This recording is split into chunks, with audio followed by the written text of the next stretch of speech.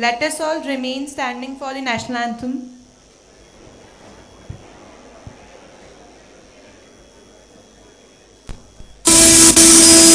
जनगणमन अधिनायक जय हे भारत भाग्य विधाता पंजाब सिंध गुजरात मराठा द्राविड़ उत्कल बंग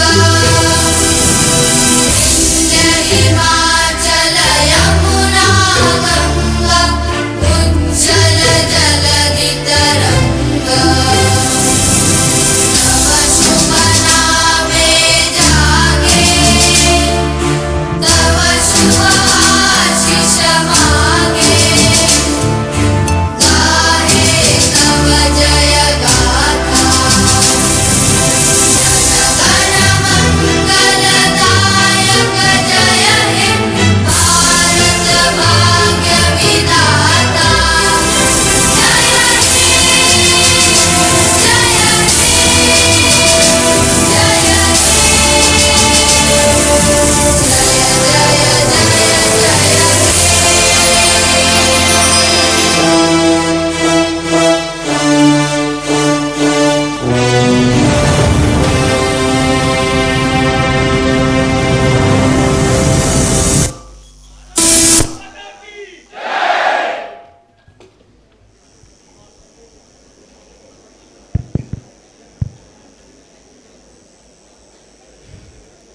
A true soldier fights not because he hates what is in front of him, but he loves what is behind him.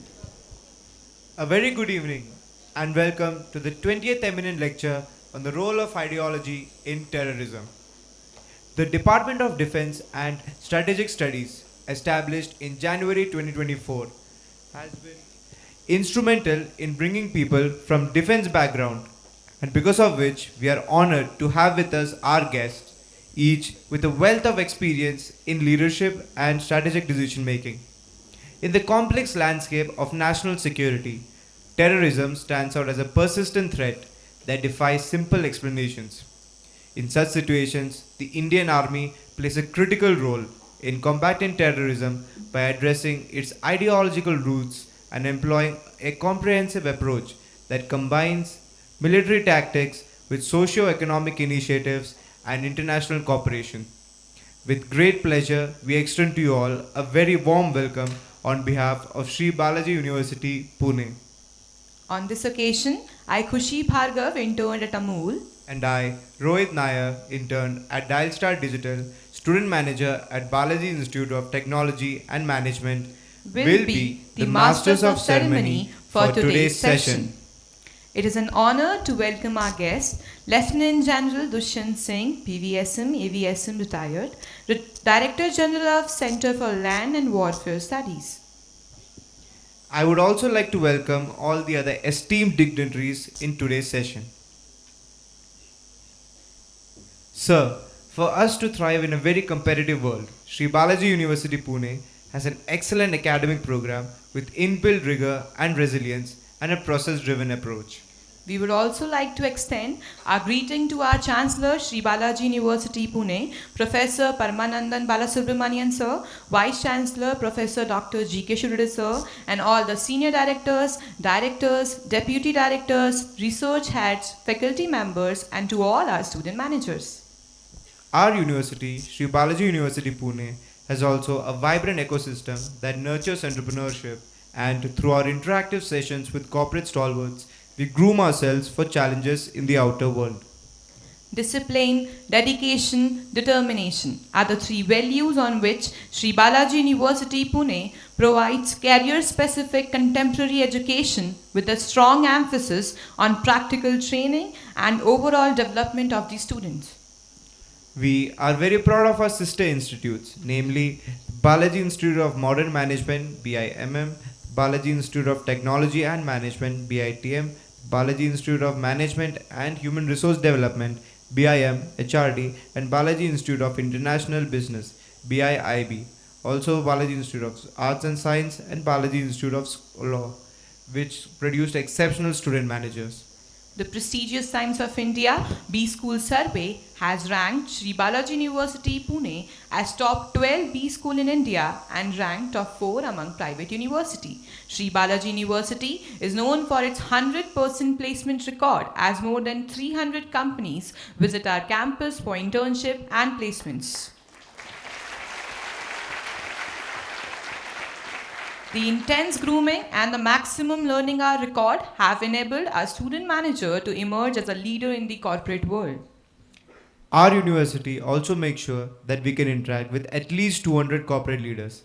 This ensures that our growth and learning gets fast-tracked and we have a sharper edge over others in campus placements.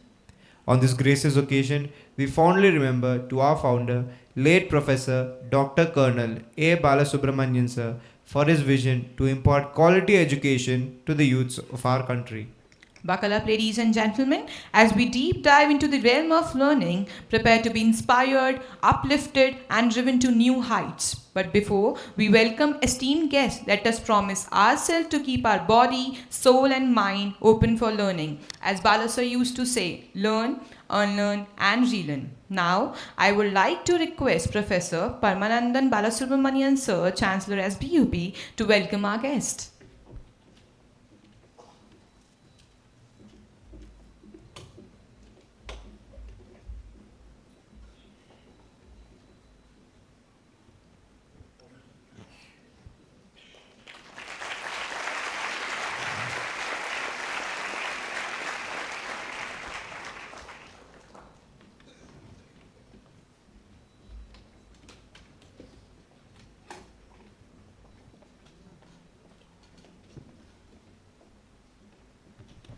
May I now request our student manager, Mr. Aditya Singh Chauhan, to introduce our guest.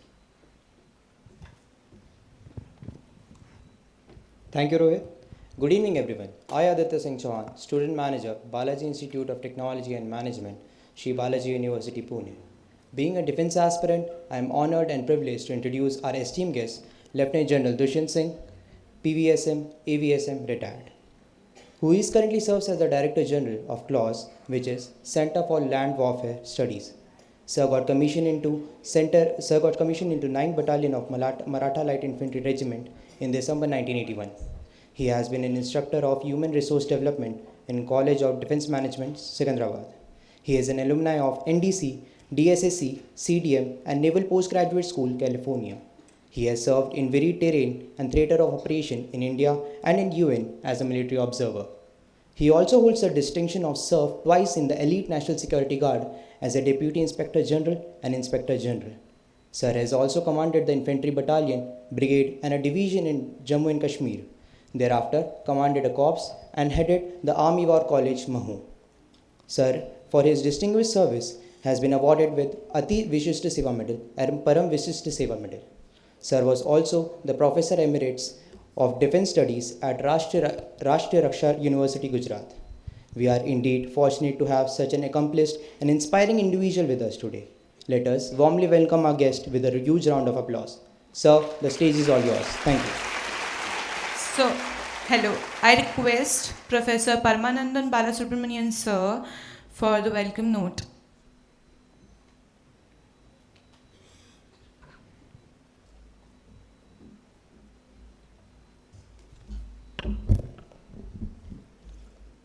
Good evening to all of you.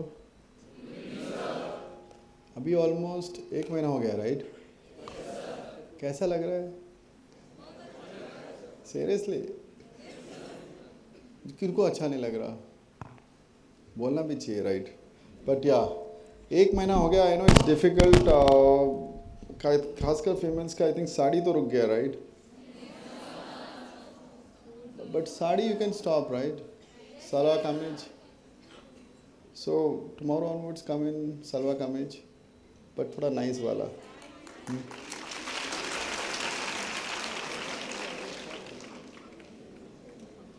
Gents, they have to come in ties and shirt. And the white shirts are more preferable. So it's almost a 1 month. I hope ki you're enjoying your days. I know evening time you must be tired of full day of workshops and all kind of activities. I hope those workshops are good. Now evening time, I know you want to all go home and rest and do all kind of activities. But evening time is also important for us to organize some kind of speakers for you. And today we have one of the wonderful speaker. Sir is here, and after a lot of efforts, we have got him here. It's not easy to get him here. You can see the topic which he's going to talk about. Not an easy topic, but it's an interesting topic because it talks about people. Now, talking about people, of course, sir will be talking. You know, this institution where you are studying as of today was founded by Bala sir. Bala sir was a soldier. When it comes to your mind, when you think about a soldier, you think about an army, you think about a uniform. You think about वो green कपड़ा पहनते हैं, वो ties पहनते हैं, और वो चलते हैं, उनके हाथ में एक बंदूक होती है, border पे लड़ते हैं. But you should also understand they are overall developed personalities. When I say overall developed personality, it means they are also great sportsmen. They are great dancers. They are overall developed. Army is an institution which allows people to do all kind of things.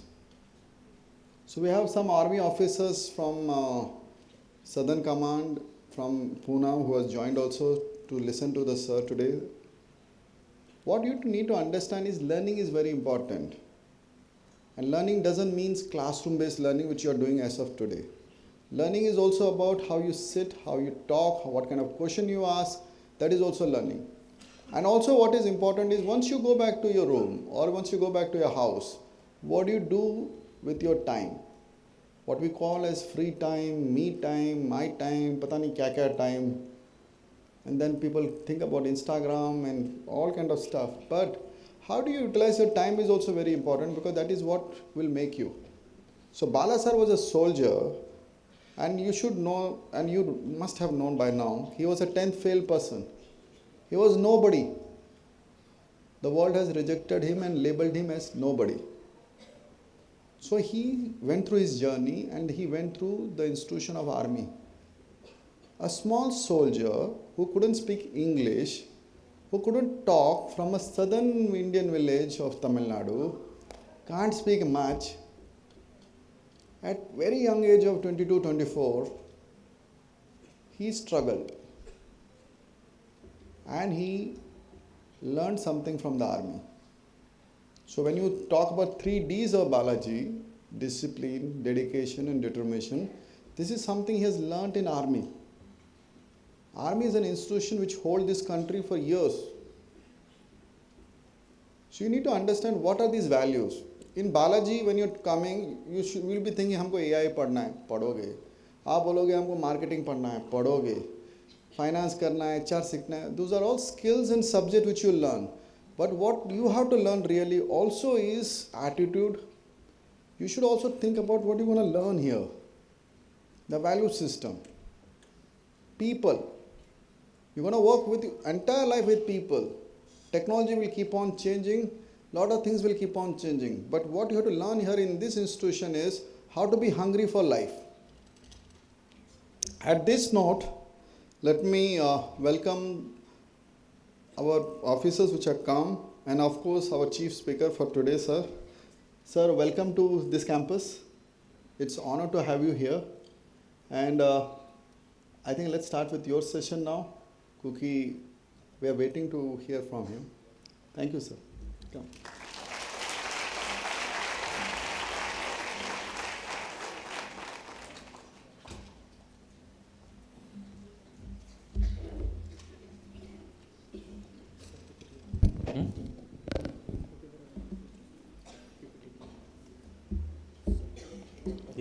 नहीं PPT इधर PPT इधर लगा नीचे इधर लगा नहीं वहीं से करिए वैसे आप लगाना चाहते हो हाँ लगा सकते हैं नहीं वहीं से करिए वहीं से करिए if I can change from here yeah I can then I can move around then I can move then I can move around otherwise I'll speak from here With the collar mic I can move? Yeah, I can move around? Yeah. So collar mic दे दो ना. ये दे दो.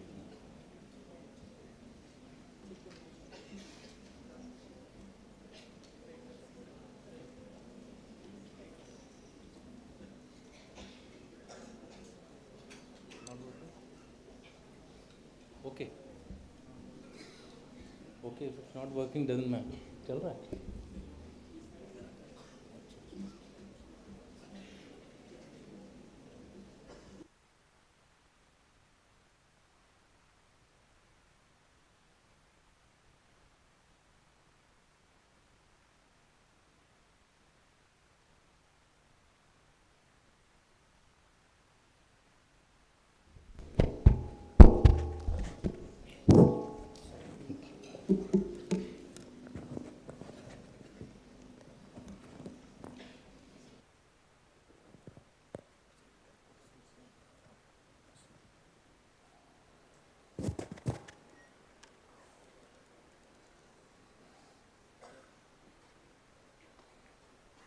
Good evening, everybody.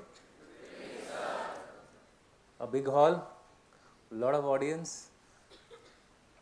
It gives great encouragement to a speaker to see such a large but captive audience.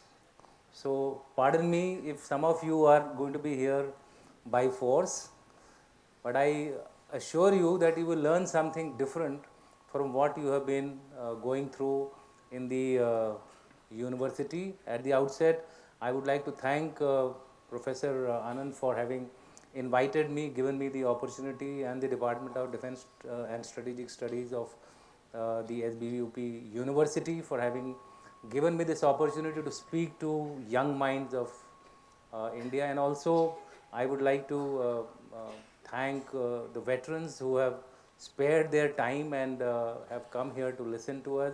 For them, it will not be a very major revelations, but definitely I assure that for you all, it's going to be something new which you probably may not have heard about it, or those who have heard about it, they would have had a very vague idea of it.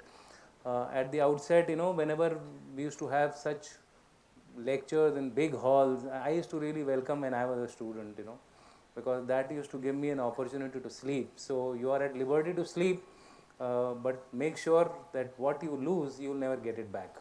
So that is one thing. But I also am reminded of a joke. In the army we have something called commando courses. You all must have seen in movies, Marcos, Special Forces, etc., etc. So we were going through a 33 days commando course, which happens to be in Belgaum, which is the neighboring state of Maharashtra. And I there was a very tough, routine.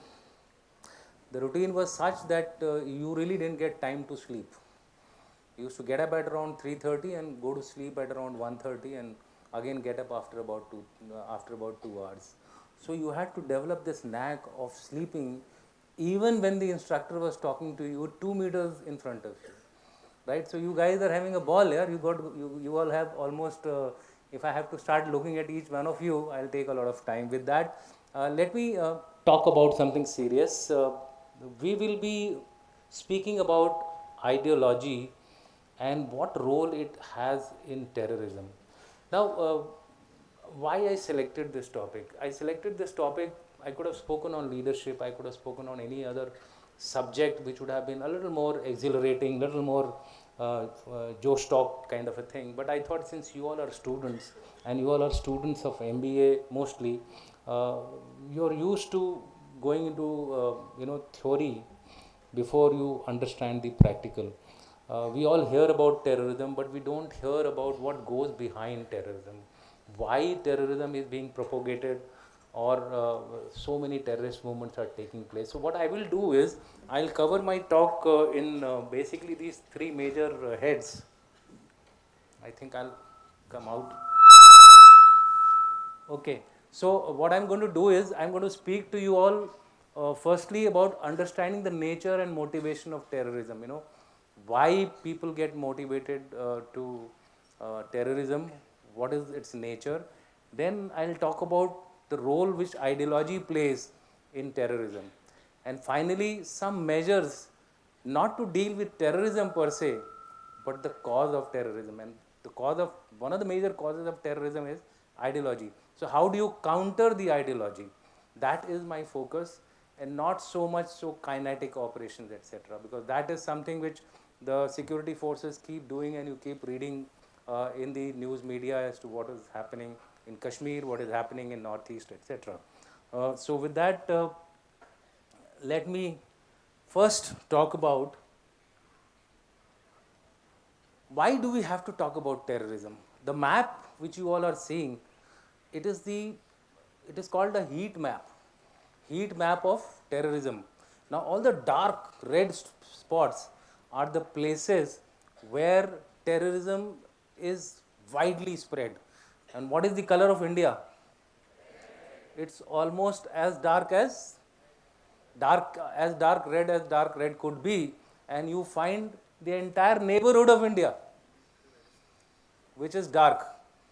Are we having some basic problem in this region that we continue to face this particular aspect right from the time we have been independent, 1947?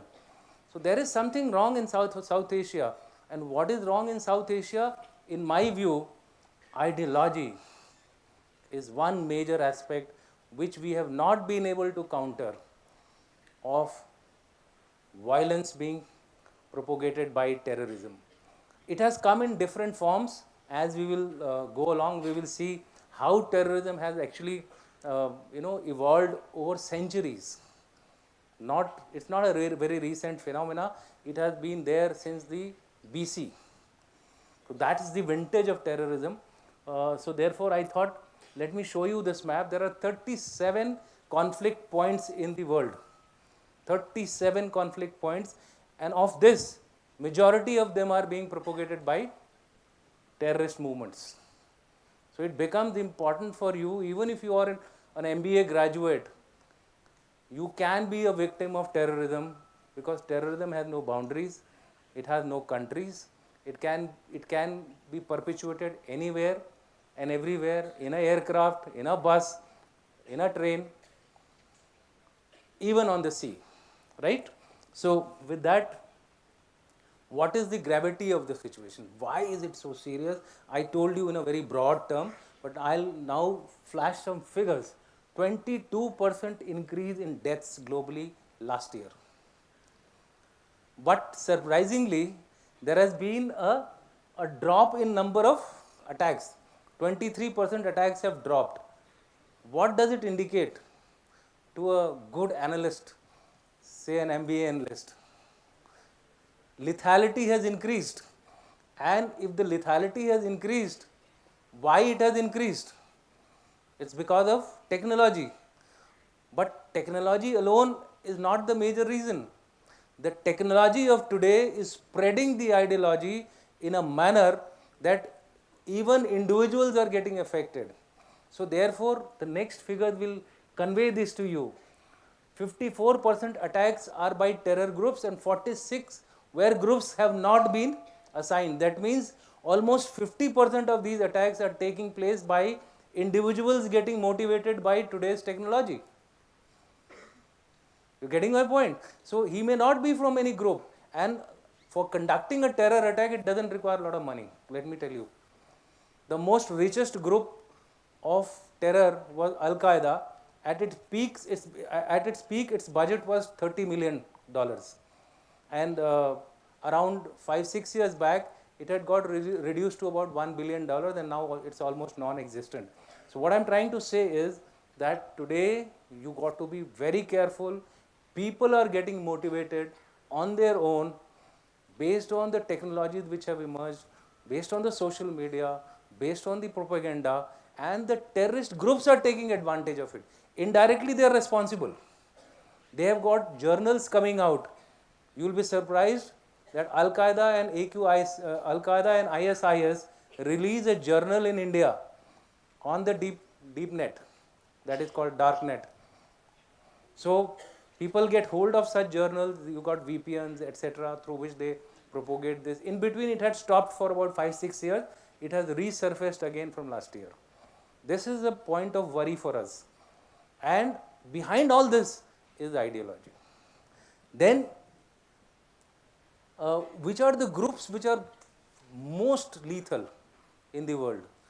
You will find ISIS, Hamas, Jamaat Nusrat al-Islam, Muslimin and Al-Shabaab.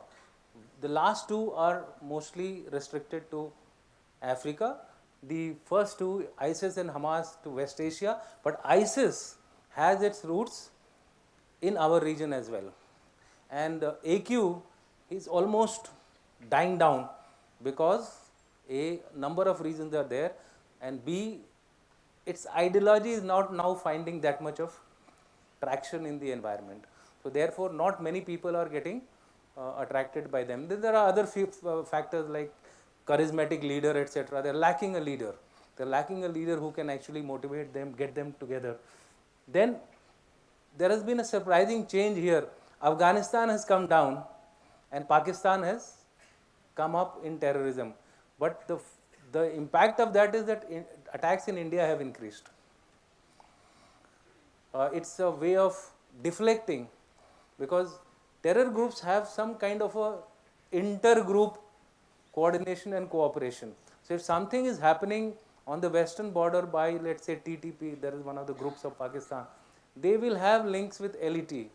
When they were fighting in Afghanistan, the LET fighters were going to Afghanistan, those who fight against India. Now they are free. So once they are free, they have restarted their operations in India. They are infiltrating. These people are much more better trained. They have taken 5-6 years to rejuvenate themselves, and you are seeing the results this year. We are having back-to-back attacks taking place on our security forces. Okay. So, some more data for understanding what is happening in India. From 2000 to 2023, we have had 26,000 people killed. It's a slow war, slow death. All courtesy terrorism.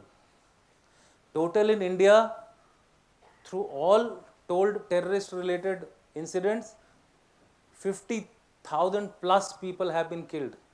If you take the Naxals, if you take the Northeast insurgencies. That serious is the problem, what we are seeing today. And to understand why this problem is there, we must understand what is ideology doing in this kind of a environment. So, with that,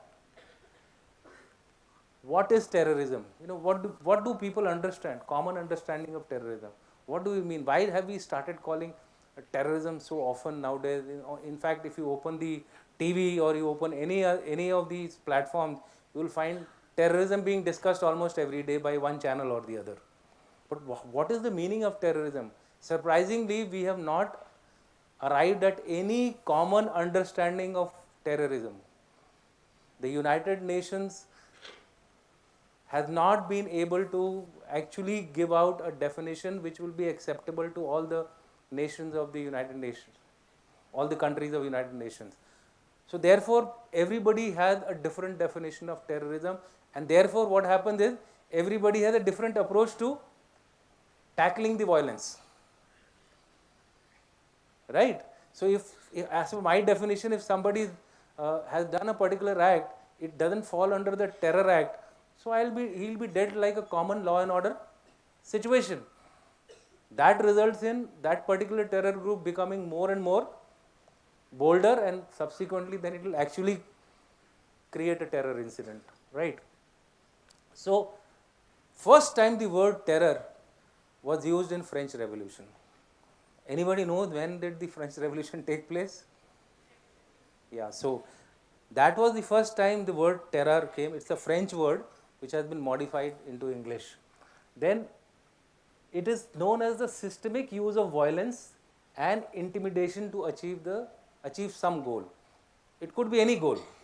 It could be a government change, power taking over, religion being imposed, religious laws being imposed, any kind of goal could be used for terror activity to be conducted. Then it also involves unlawful use of violence and threats against the state or the public as a politically motivated means of attack or coercion. Normally, you will find in terrorism a lot of politics, political aims and intent in a terror activity. Anywhere, whether it is a state actor or a non-state actor. By state actor, I mean there could be countries indulging in terrorism. And non-state actors means there are groups indulging in terrorism. We'll quote some examples which all countries actually indulge in terrorism and which all individual or non-state actors indulge in terrorism. Okay. Then it could also be a gang activity. Any violence, severe violence against unsuspecting individuals is normally termed as terror. For example, we are all sitting here and somebody comes in and starts shooting wildly at us. That's an act of terror. You have no linkage with that person who has come and shot you. You have no relationship. You have not done any harm to him, but he has just come inside and killed you. What does it also tell you? That you are not the real object. You are not the real target. You are the means to the target. You are the symbol which he is using to get back at his adversary. Okay. Where the confusion comes in understanding is that somebody says that he is a terrorist, but the other guy says no, he is a freedom fighter. Now take the example of India Pakistan. So what the Pakistanis say to all the people who are all the terrorists who are fighting in JNK, that they are freedom fighters. They are fighting for independence, or they are fighting for JNK to go into Pakistan, etc., etc. So for them, the definition is freedom fighter, and that is why they don't take any action. That's the way they understand it. That's the way they have made the understanding of these terror acts. Whereas on the other side, who were their friends till now they have started calling them as terrorists. So that's the paradox in such things, that convenience becomes the major reason. But ideologies do something different more than convenience. Ideologies become the tool for these people to carry out those acts. And that is where the difference will come. So it's a complex and a full of contradiction term, used very differently by different sets of people. So if you understand that this is the common understanding of terrorism, then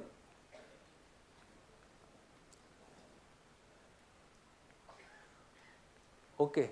So somebody has said that, if violence is the only reason for terrorism, so how many types of violence are there?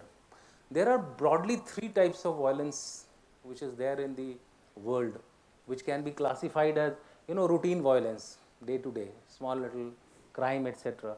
Then you have, violence which is at a larger scale, revolution, protests, big protests. And then you have, the shady violence, blackmail, extortions, kidnapping. When you combine them together, different kind of sets of activities take place. So for example, if you combine the blackmail, extortions and the normal routine violence, you will get crime, feud, these kind of outcomes will be there. So if you combine the violence with the protest, revolutions, that is war / insurgencies. And if you combine the shady violence with goal change, that would be called revolutions, Arab Spring, this kind of. So these kind of activities would be seen. But terrorism is in all the violence. That is the difference between terrorism and the violence which is there in the which you see on a daily basis. So terrorism is a complex thing because of this particular reason as also. Then let's look at the next formulation or understanding. Who are the players in terrorism? You can understand terrorism by understanding who all act Who are the actors of terrorism? So there are three major actors. There is a government, there are people, and there are non-state actors or people who or groups which are the terrorist groups or violent groups or mafia groups, etc. You can club them under non-state. They don't have any legitimacy. So that is now three, when they interact with each other, different kind of uh, outputs are given. For example, if the government is fighting a non-state actor, that means if Indian state security forces, say in J&K or Northeast, are fighting LET, Hizbul Mujahideen, that is counter-terrorism or CICT. But if two groups are fighting among themselves, say for example LET and Hizbul Mujahideen, they start fighting, or two internal groups, they start fighting, two political parties start becoming violent with each other, that leads to civil war. Then you have population fighting the terrorists. Punjab, it happened very commonly that people of Punjab started fighting the terrorists who were infiltrating. That falls into the group of vigilantism.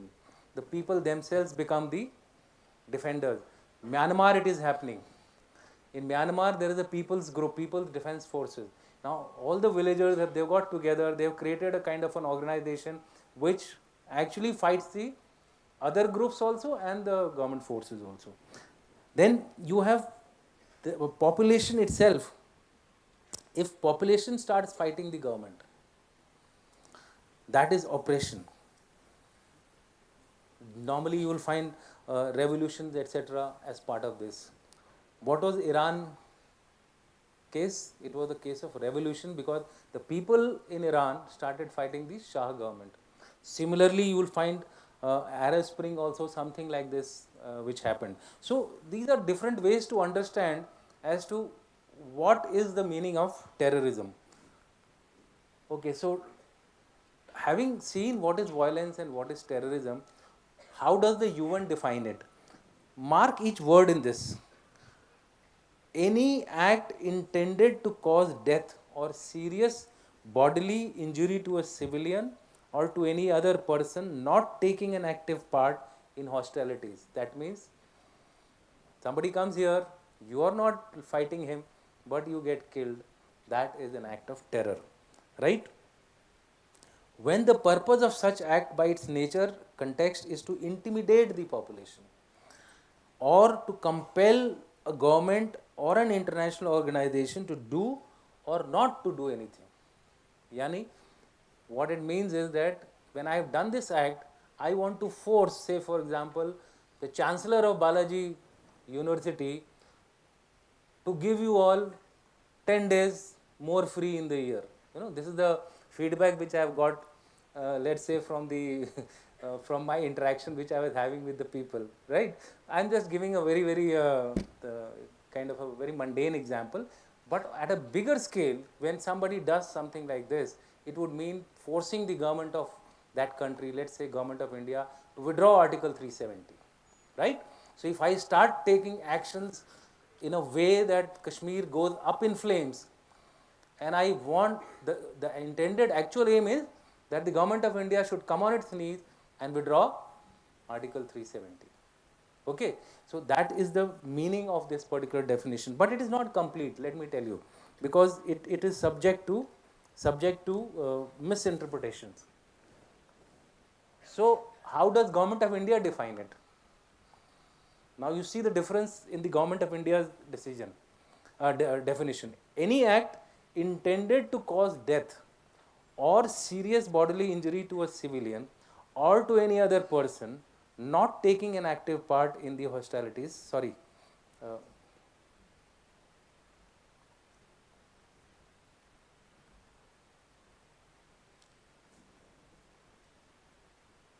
injury or property. What is the change in this? The word property has come inside. In the UN definition, property is not there. So if a government of India's building has been damaged by a particular group, it will be called as an act of terror. These are the minor differences which every country is bringing in into their definitions, and therefore the action also which they take gets opposed or supported.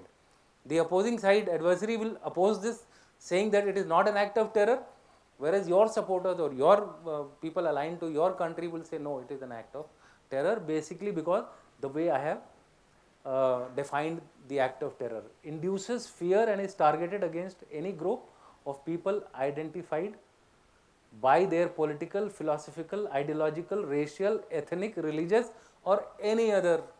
Why I have factored in this definition to tell you all, the word ideology has come in here.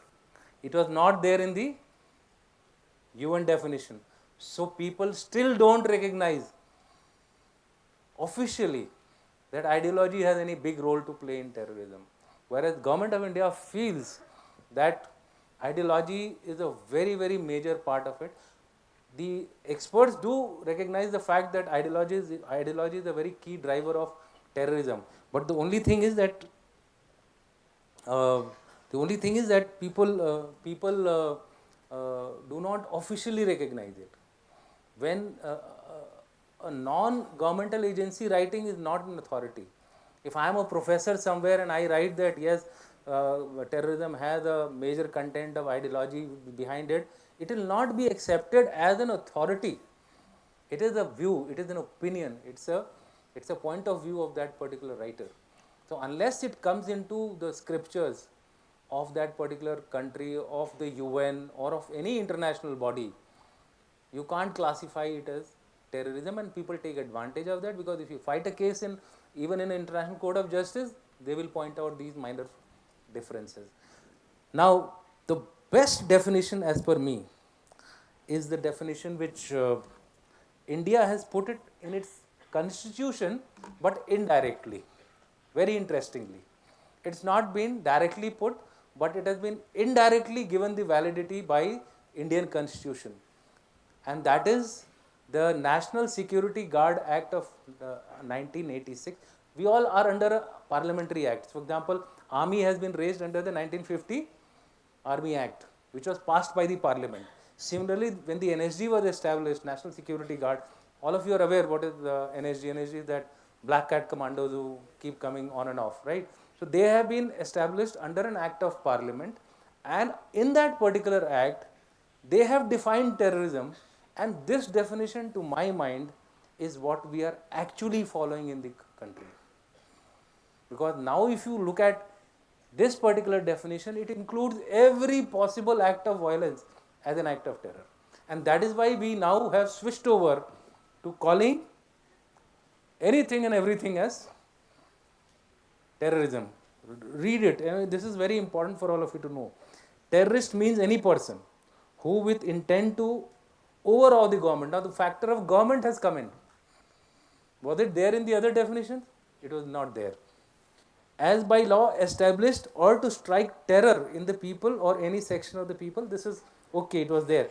Does any act or thing by using means have also come in, bomb, dynamite. It is not leaving anything to chance, but there is a problem also. If it uses anything other than this, then that might be said, construed as probably it is not an act of terror. Innovations are one of the most important factors that a human being brings to himself, which can overcome any kind of restrictions which are posed by law. So, for example, the Galwan incident. What did the Chinese do? There was some agreement where we were not supposed to use firearms. So they used something which was not a firearm. But tomorrow they could turn around and say that, it was a scuffle, and in the scuffle something happened. We used non-lethal weapons. This is the slight bit of danger in such definitions. Substances, inflammable substances, firearms, lethal weapons, poisons, noxious gases, or any other substances, whether biological or otherwise, of a hazardous nature. So this definition is almost like it's almost like covering most of the aspects of terrorism in such a manner as to cause or as is likely to cause death, injury, to any person, persons, or damage to destruction to property, disruption of any supplies, services, essentials to life or life of community. You're looking at the canvas of terrorism. It's almost covering every aspect of violence, and this is something which I keep flashing whenever I go to talk anywhere. That we must understand what we are actually talking about. Otherwise, we glibly lib everything as under one particular term. That is something which you as academician must look at it differently. I'll briefly cover history of terrorism. History of terrorism starts right from the ancient times. There used to be zealots, worshippers of Kali in the jungles between Bihar and Calcutta, Bihar and West Bengal. People used to travel this distance. These used to be the guys who would pray Kali, and to pray for Kali, they would catch people, behead them, and offer the blood. And this is way back in the olden times. So there were many other examples of such like terror acts. So terrorism has always been there. But there was a scientist called David C. Rappert. He said that the terrorism in its real form started about 150 years back, and it follows a 40-year cycle, and this 40-year cycle is characterized by a very, very prominent ideology. Okay, so as per him, the first wave, he calls it as the waves of terrorism, right? That it's a very famous article on the web. You will find it, and he's a US scientist, social scientist. The first wave, he calls it as the 1880 to 1920 AD. Now, in this, there were basically revolutions which took place. Russian, Armenian, Balkans, Europe, strategy of propaganda by deed. This was the kind of actions which used to take place, and the weapons at the technology at that time was dynamite. There was telegraph, newspapers, etc., railroad, right? But they did not win. These revolutionaries did not win.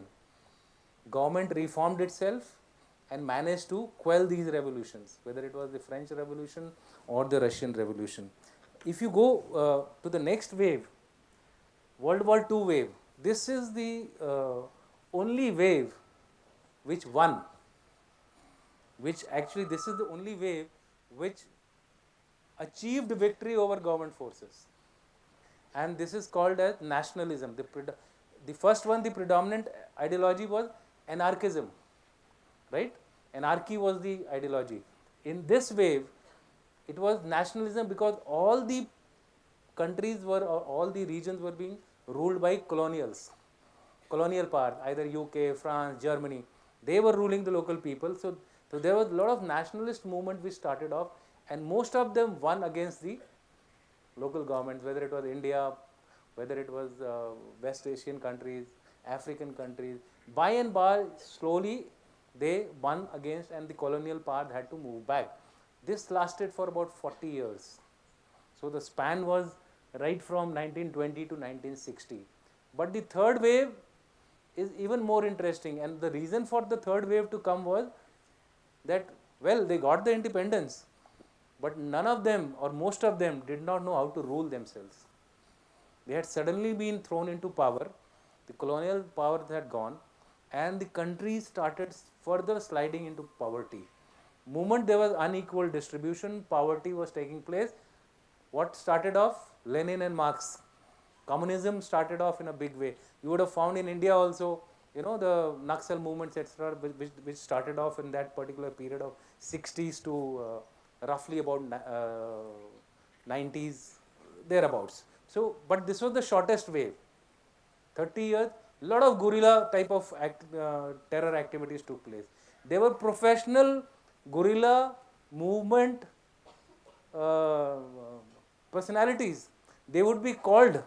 They would be called from country A to country B to start a revolution or start a guerrilla warfare.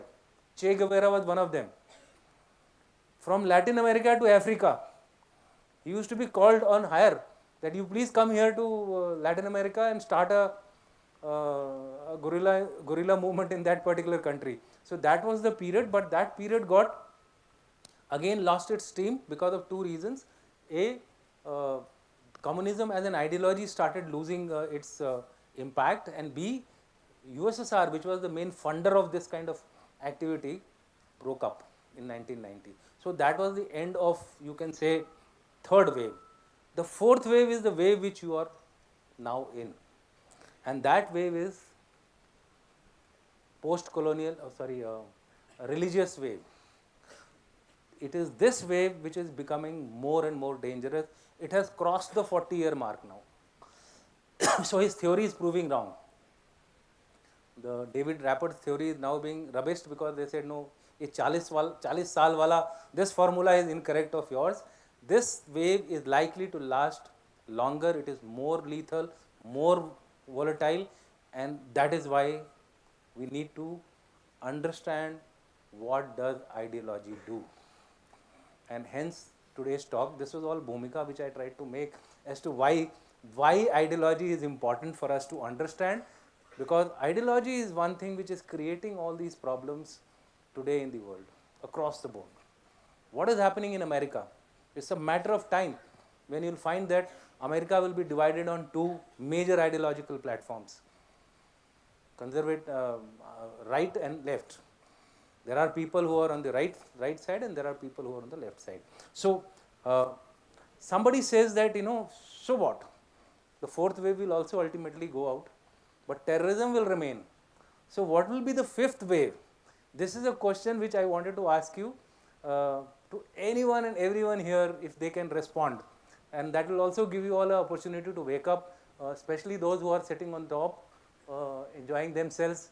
What do you think would be the fifth wave? After religious wave, what could be the fifth wave which will cause terrorism in the world? Anyone? What?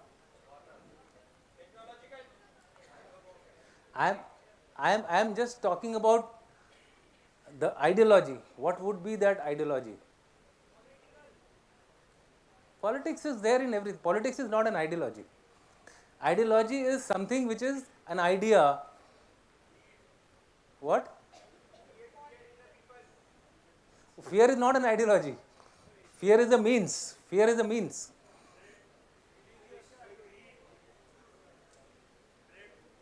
Okay. Okay. As many people, as many ideas, as many ideologies. Yeah.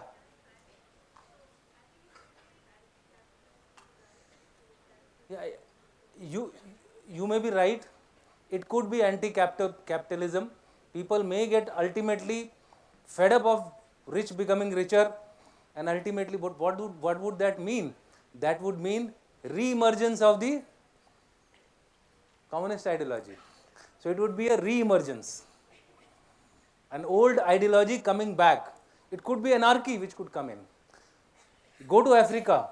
There are people living in such posh areas, and just next to them, there are people in abject poverty. What may happen in future is these guys will go and just loot them. What is that? That is anarchy. People fighting amongst themselves. So anarchism could re-emerge. A resurfacing of communist ideology could. What is happening in India also, if you find inequality, equal growth, inclusive growth, all these ideas are being thrown around in the environment.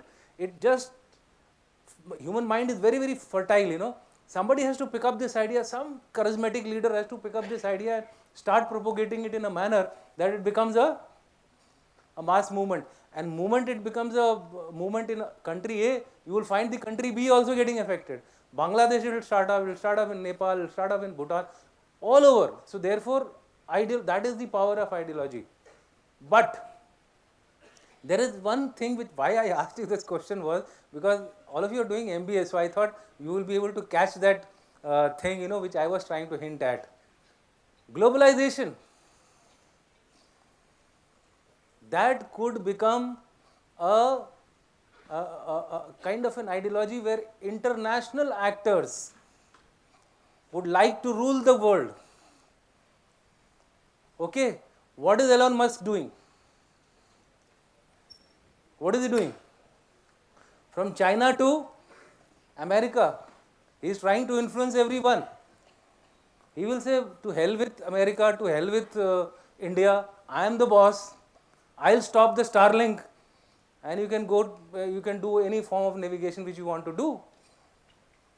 I'll take it a little more further, not a very good example, but suppose Bill Gates tomorrow plants something in his next Windows version where the entire world collapses.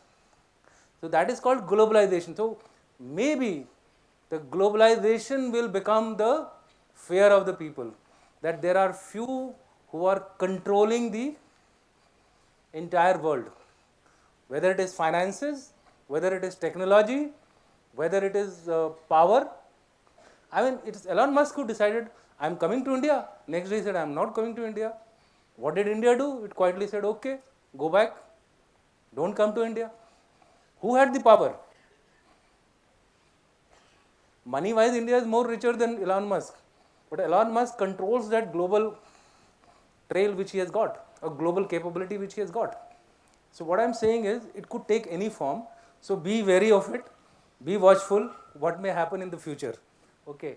So to understand ideology, you have to understand the causes of terrorism, because herein you will find the role of ideology. Now, normally you will hear people saying poverty is the cause of terrorism, inequality, cause of terrorism, fault lines within a particular group of people, cause of terrorism. Number of reasons are given, but if you want to club them into category, this is how you may like to club them. First is systemic, but in of themselves they are not the reasons. In of themselves they are not the only reason. It's not, if you take the research question, it is not a necessary and a sufficient condition. Okay, it is not a necessary and a sufficient condition. It is one of the conditions. It could be a correlation also, but that is not the major cause. So you have systemic, you have rational. What is rational? Cost benefit analysis. For example, there is a terror group which is active in your area. Say Pune, Naxalites have come to Pune. I mean, they are very close to Maharashtra, Gadchiroli. So they have started moving from there, and they have started becoming urban in nature. Now, there is a police, state government here, police forces are here, and there is a terror group guys who are underground and working in your area. Somebody comes and tells that you will tell me everything about where these guys, where these security forces have their weapon, armory, etc., etc. The police chefs go and say, you will tell to us, I mean, by you means the common public, their so-called khabris or whosoever it is, that you will tell us when this guy comes to you, give us a tinkle, we will come, catch him and take him up. Don't worry, we will take care of you. You are the man who is being targeted by both these guys. Who? The government and the non-government force. What will you do? That is called rational reason. Okay. I'll rationalize to myself, life is very dear to me. If I don't tell the security forces, what will happen? At best they will shout at me, they'll maro a few dandas at me, but they will leave me. But if I tell something against that non-state actor, Daud ki gang ko agar bol diya, so what will happen to me? I'll be knocked off. So he does a very simple cost benefit analysis, and he goes to the non-state actor, the group which is propagating terrorism. So that is called rational. Punishment becomes a major factor. Then you take individual. Now individual could be, you were in that particular crowd where the police forces started firing at some, some incident which happened, and you happen to have lost your mother or father or somebody.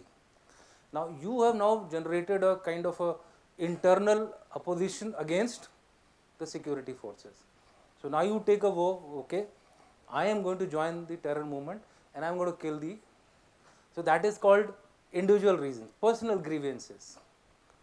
somebody very close to you may have been hurt by the security forces.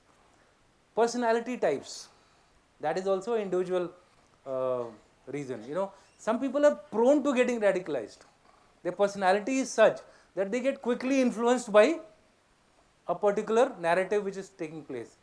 Then another very interesting reason is glamour. Burhan Wani, actually he was simply looking for glamour. That is why no serious terrorist is going to put his photograph on Facebook and keep coming up every third day on the social media. What will happen? He will be easily tracked, and that's what happened. He lived for not more than a month. So therefore, sometimes people join for glamour. Oh, I'll have a gun, I'll have money, I can do whatever I want to do, I can walk into a house and tell them to give me whatever they want. So therefore, the glamour factor also comes in. Those are individual reasons. Then you have systemic reasons. These are deep causes. Poverty could be one. Discrimination could be another. Societal discrimination. So therefore, you would find some tribes being discriminated. So those tribal people will pick up arms. What is happening in Naxal areas is essentially this. Even if it is not discrimination, they perceive that they are being discriminated. How they perceive it could be orchestrated also. That somebody may be sending out that narrative, and this narrative, if you keep bombarding it, वो गोविंदा की एक कहानी, गोविंदा की एक statement सुनी है आप लोगों ने? वो बोलते हैं कि दरवाजे के कुंडे को भी अगर रोज टीवी पे दिखाओगे ना तो वो हीरो बन जाता है. So that's what happens to a mind also. When you keep showing somebody some narrative, it becomes a reality to you in your mind. So therefore you get motivated towards that. And lastly is ideology. And ideology is something, to my mind, is necessary and a sufficient condition. Because that overpowers everything. It creates that internal adrenaline to flow out. If you have been wedded to an ideology, you will not like to even listen to the counter ideology. Got it? So if I am, say, very hardened right winger, I at no stage will like to even tell that fellow to, in fact, I'll kick him out before he opens his mouth also. So ideology becomes necessary and a sufficient condition for people to join terror movement, and that is the importance of ideology. And therefore we have to do very, very nuanced steps to ensure that ideologies that are going to harm the country, harm the nation, and harm the people do not take place in any country. Otherwise, we will see bad times ahead, and we need to be careful of that. Okay, let's look at the ideology from a different perspective. Not necessarily that ideology, just because I am a nationalist, I am a terrorist. Okay, it's not necessary. I am a nationalist, so I am a terrorist. I am a Hindu, so I am a terrorist. I am a Islamist, I follow Islamic rituals, so I am a terrorist. No, it's the degree. So what has been found with research is, it is the groups which are in this domain, far right and the fringe right, or fringe left or far left, who are prone to picking up arms, joining groups, become violent groups. What happened a few days back with Trump is known to you. That's a clear-cut case of ideological left-leaning, fringe left. That person could not withstand a symbol of fringe right. Or I would say, I won't call Trump as fringe right, but I would definitely call Trump as the right winger of America. So therefore, it was a clear-cut case of two ideologies interacting with, and he didn't get motivated by any terror group. He got motivated by his own design. And that is the power. It combines everything in itself. Ideology is solution, ideology is problem, ideology is means. So therefore, it bundles everything into it. Somebody says, how do you do it? Follow the ideology. How do you solve this problem? You follow this ideology, nothing will be, everything will fall in place. So everybody wants that his ideology should be followed. So if everybody follows a particular ideology in a particular country or a group or a region, so there will be no problem, because everybody is far right. But can that actually happen? It won't. So there will be groups, there will be internal fault lines, and that is leading to terrorism. Okay. I have written some professors, etc., that you can disregard. Those were part of my study. Whenever I read something, I just take it out. Okay.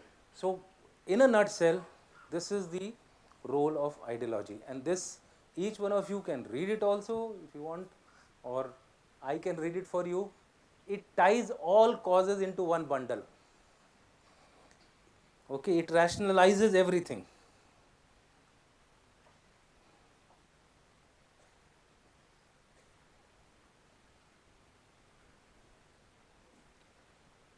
It's a belief, mental construct, core of his world view. उसका पूरा दुनिया उसी के आसपास घूमता है. उसके लिए everything for that particular person is around that ideology. Ideologies do 5 things. Identify the problem. Why are you having this problem? It's because of ideology. You are not following the correct ideology. Okay. Identify the enemy, us versus them. Why this is happening? Because that other guy is propagating something else. So it clearly divides us versus them. वो तुम्हारा है, ये मेरा है. Solution of the problem. It also gives you solution. लड़ते रहो जब तक कि दुनिया का अंत न हो जाए. Apocalypse, it's called in English. That means it's not necessary that I should get victory by following ideology. I have to just keep fighting. One day somebody, someone, some leader ultimately will ensure that our ideology prevails and we achieve victory. And that is why you will find terrorism never succeeds, except for that one wave, nationalism, which succeeded. All terrorist movements ultimately get defeated, right?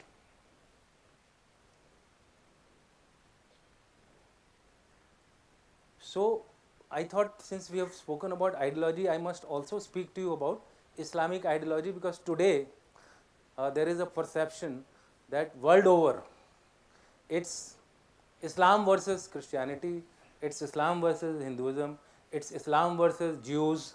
So everywhere the common factor is what? Islam, right? But it doesn't mean that everything in Islam is bad. Now this is also a study done by Professor Muhammad Hafiz of Kuwait. He is a professor of national social sciences, basically international relations, in Naval Postgraduate School. He has written a book, Why Muslims Rebel. If you really want to understand, read that book. It's a very thin book, and he himself, being a Muslim, he has written a very, very fair account of what is the truth. Okay. So there is general Islamic. That means the general public is called the general Islamic public. Could be the whole population of the particular country or a region. Then you have Islamic nationalist. So amongst that general public, there will be some people who will be supporting the nationalism, Islamic nationalism, as their ideology. Then there will be some people who want to do revolution. We believe that only revolution can ensure that we establish a caliphate. Okay. Then there are some people who believe that no, we don't have to do all these things. Non-violent means is the best way to actually achieve their aim of establishing that everybody follows Islam, everybody follows the rules, regulations, or whatever is written in Islam should be followed by all over, because Islam is the, as per them, as per the perception, is the way to go ahead or go forward for human beings. Okay. They are very far and few. And then there are these global jihadis. The problem is there. The real problem today is in this, global jihadis. AQ, ISIS, Hamas. Hamas is not really a global jihadi, they are more in the nationalist group. But their intensity is something like that, ISIS type. Okay. The problem here is, as per his book, he says only 1 to 3% people are of that orientation. But what is wrong in this? In this formulation, what is wrong? What is 1% of 140 billion? 140 billion का 1% कितना हुआ? 1.4 billion, right? So 1.4 billion is sometimes more than the population of many countries. You're getting my point? So what I'm trying to say is, when we look at figures in percentages, they are deceptive. Look at figures in quantity. But the only thing is they are spread all over. They are not located in one place. So they are spread all over the globe. And that is why my first map, that there are 37 conflict points and most of them are terrorism related. It is these small elements. How many terrorists are there in J&K? Not many. But these 4 can create an impact of 100 because they keep shifting. There is an encounter here, they get out from that place, they go into another place, they do an encounter there, suddenly everybody is getting activated. But when you plot on the map, what it looks like, as though entire J&K is now infested with militants. No, it is not so. Entire J&K is not infested with terrorists. It is very difficult to find terrorists and kill them. That's a separate lecture of mine. It takes me 1 hour to explain what is the dynamics of terrorism operations, because that you need not really would not be interested also, and you need not understand also, because that is something beyond your charter or future charter or the path which you all have selected for yourself. Suffice it to say, I'll quote you with one example, and that will explain to you why what we see in Kashmir and in Northeast, the way you are seeing it now. What happens is that when a movement starts, terror movement starts, in the beginning, 2 things are there. The security forces have lot of force with them, lot of forge, lot of people, okay? But what they do not have? Information. Where is the terrorist? Where is he hidden? And you take the case of the terrorist, he has all the information because he is sitting amongst you. There may be 2 guys out here. So he is watching, he is listening to me like you are listening to me. So he has all the information about the security forces. Where they are, how many people are there, where is their armory. He will go around, move around like a normal civilian. So he has all the information. But what he doesn't have? He doesn't have arms, he doesn't have weapons, he doesn't have people. Or he doesn't have a larger support base.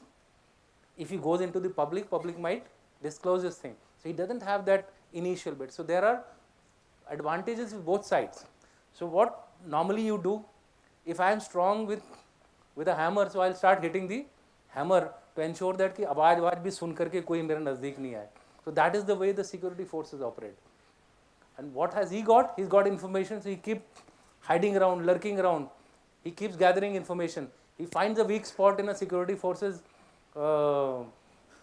deployment or activity, he goes and hits it and runs away. Okay, so when suddenly you start getting information, security forces take over the area, right? And they have sanitized the area, so-called. Nothing is happening in J&K now. Actually, that's the place where we make the mistake. What we do, withdraw AFSPA, withdraw Armed Forces Special Power Act, withdraw the troops from there. So what those 3-4 chaps who are left, they will come to these areas where you have withdrawn all your people. There they start regathering their strength. They start strengthening themselves. They start building up again the same force. And when they find that, okay, now Jammu, Kashmir ka Doda, Rajouri, Poonch, everywhere in the hinterland, there is no force. Now I go and hit with less people, but I am able to hit because there is nobody there. Because we fall into this trap, okay, everything is going normal, let's withdraw people, let's withdraw the act which is there, which enables the military to function there. So that is the problem there. The second question, which is that ideologies never die. Even if 4 people are motivated, They will slowly rebuild their capability. So don't think that ideologies will die. On the contrary, my theory is, and I kept propagating it wherever I went, was that if the terrorism is coming down, double the deployment. Right? Nobody agreed to me. They said, no.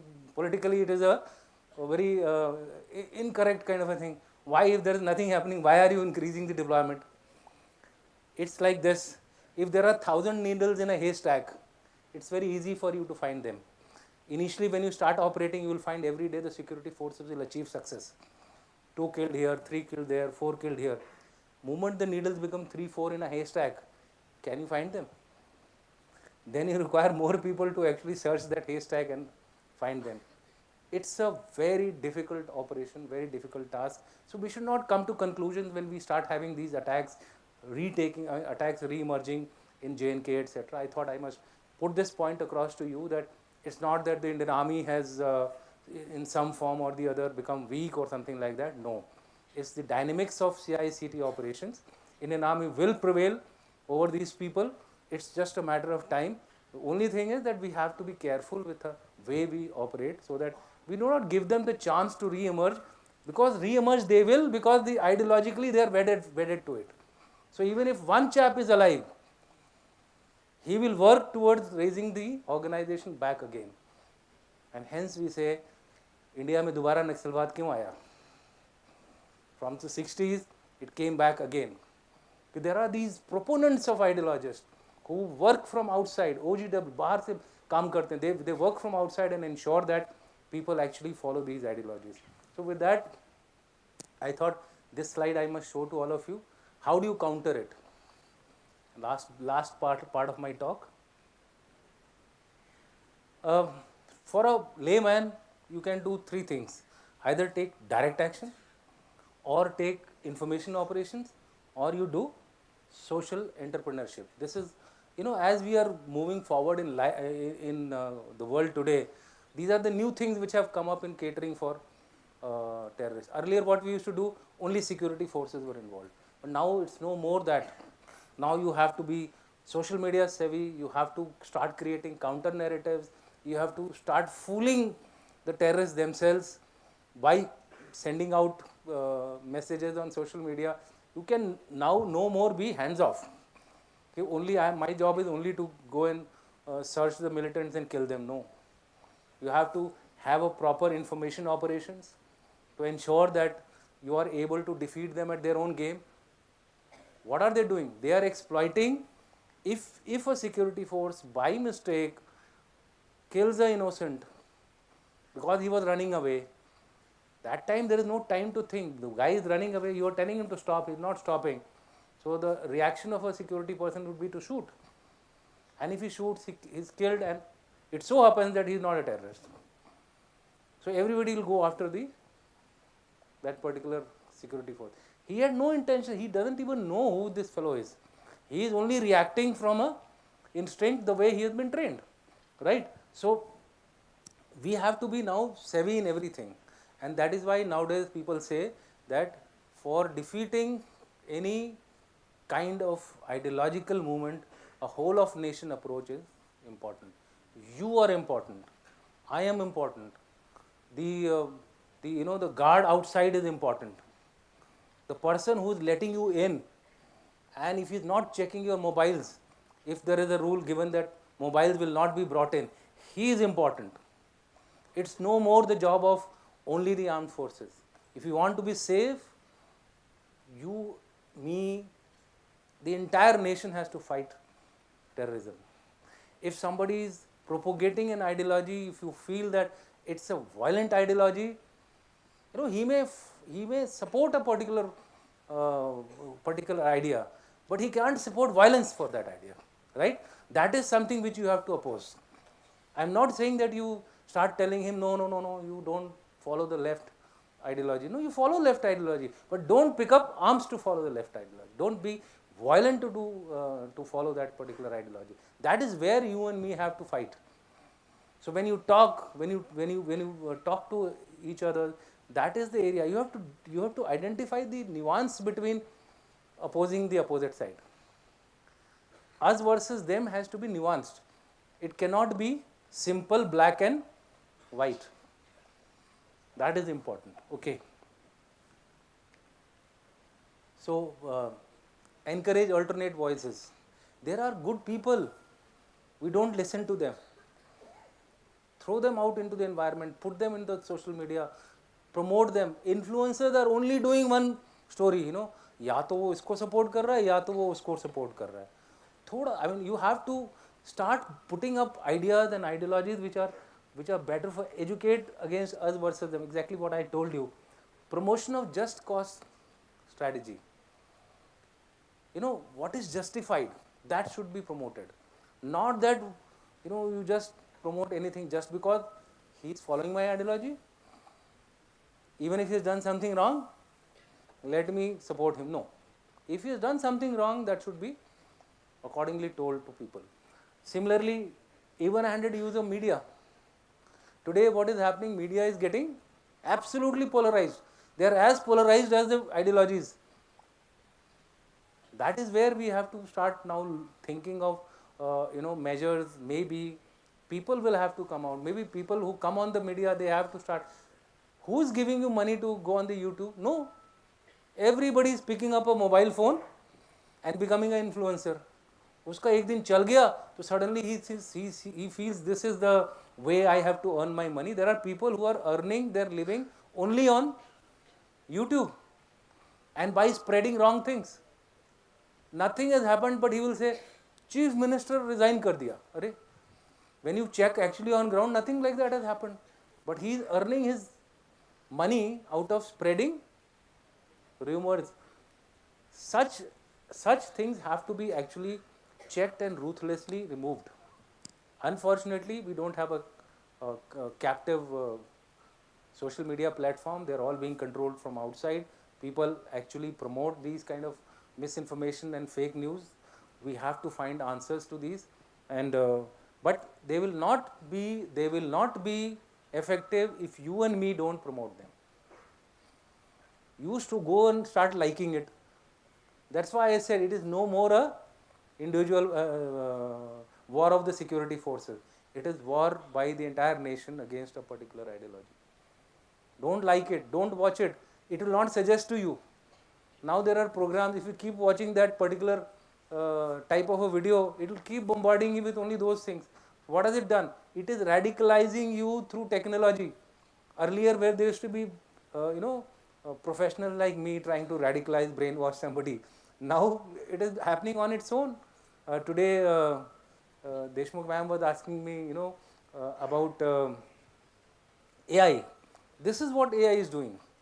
AI is actually analyzing you as a personality and throwing at you what you believe on and on and on, and so you feel, yes, this is the correct thing, the other guy is absolutely wrong, and therefore I must do something. My wife,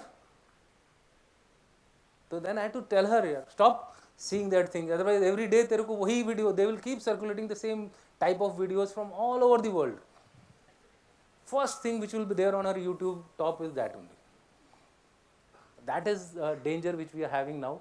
Delegitimizing, disempowering charismatic leaders of a terror group. Now, thankfully, mercifully, this era has gone, where we had Ladens and these kind of people, Hafiz Saeed.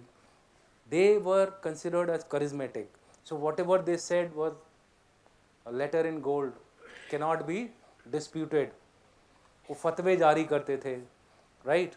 So those things are now slowly getting out of the narrative, and which is good also. I think we need not have charismatic leaders, because charismatic leaders tend to sway the public one way or the other, irrespective of whether that particular action is correct or incorrect.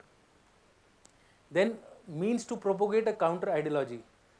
Web for Peace Revolution, this happened few years back, but somehow it didn't gain much traction, but it was quite successful for some time. There is a book called Asoka, not Ashoka, Asoka, Asoka, written by Bill Drayton. He has picked up, I think, 14 or 15 stories of the world globally. Some from Latin America, some from Africa, some from India. There are 2 stories from India. But it remained in that book. It did not get that digital platform. He was a McKinsey employee. He made it big. He became the vice president, Bill Drayton, I'm talking of. He got a lot of money, he got a windfall. So he started this scholarship called Ashoka. And in that, he used to do a detailed research about an individual as to how he has improved the life of people. And then give him scholarship or give him the money to carry on with his work. In the India story, there are 2 stories, one of Mumbai and second one of Delhi. The Mumbai story is about the nursery schools which were started by a lady. She was supported later on by this particular person. India story was about disabled people. There was a man who was disabled. He had no legs. He was flying from America to India. He was taken out of Air India flight, lifted out, and said that you cannot travel. So that day, this is the story of 1984. That day he decided that I will work through the system. I will not fight. I will not go against any particular official. I will work through the system but ensure that India becomes disabled friendly. Friends, boys, girls, ladies and gentlemen, this individual achieved it, and today it is mandatory for every building, every institution to have disabled friendly arrangements to be in a particular place. It is thanks to that particular person. So, thank you. You should not thank me, you should thank that person. He was disabled, he used to actually literally struggle to go. Finally, he met Rajiv Gandhi at that point in time, and he managed to meet the Prime Minister. It was not the personality, but he managed to meet the Prime Minister, and he told him this thing, and that is the time when this particular order was passed. What I am trying to say is that you and me have the power. You and me have the power to defeat anything, defeat ideologies, provided we are convinced what is right and what is wrong, and what is good for the nation. That's more important. Okay. This is a similar thing, so I will not show you. It's just in detail about Al Qaeda only. Al Qaeda is no more there, but Al Qaeda's place has been taken by ISIS. So, what was Al Qaeda? Now it is ISIS. Both had the roots in West Asia, but they have become global in the sense they are having branches in Afghanistan. Now they are active in Russia also. So they have become very active in Russia, ISIS, and Putin is facing a lot of problems with this group. They have had 3-4 attacks back to back in Russia. Why they are again fighting is same reason. Ideologies never die. They were beaten badly in Syria, defeated by a group of 4 countries, Turkey, Russia, Syria itself, the Iraqi forces, even the Kurds had joined, which is again another terrorist group, right? But after the defeat, they changed their tactics, they dispersed, they went underground, difficult to find, small numbers now, haystack story. Slowly they built up their strength. They built up their strength in Afghanistan. They built up their strength in Russia. They are building their strength in India also.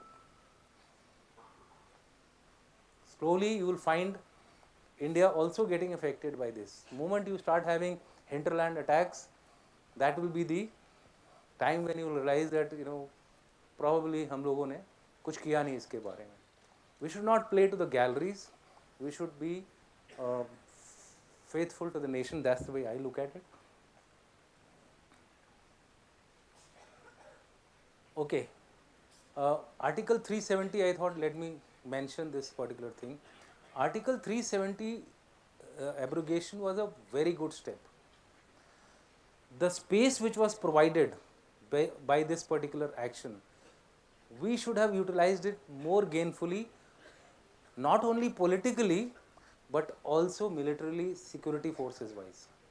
We should not have allowed the security forces to relax. By relax I mean, the operations in the other entire JNK should continue for a while, because terrorism cannot be removed just by doing one action. Article 370 by itself cannot ensure the death of the ideology, can it? So the ideology has to be attacked from multiple fronts. Security forces must continue, the kinetic actions must continue, even if there are no actions taking place.